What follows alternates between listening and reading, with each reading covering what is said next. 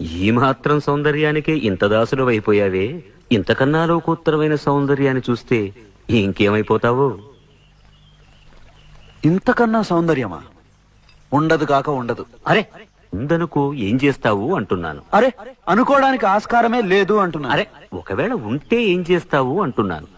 ఇంతకన్నా ఆనందప్రదమై, ఆద్యంత రహితమై, అనంతమై, నా హృదయమంతా నిండి నన్ను తనలో నింపుకునే సౌందర్యమై ఉంటే అరే ఉండదయ్యా స్వామి. అరే ఉంటే ఏం చేస్తావయ్యా? ఆ సౌందర్యానికే దాసోహం అంటాను. అయితేరా చూపిస్తాను. పద చూస్తాను.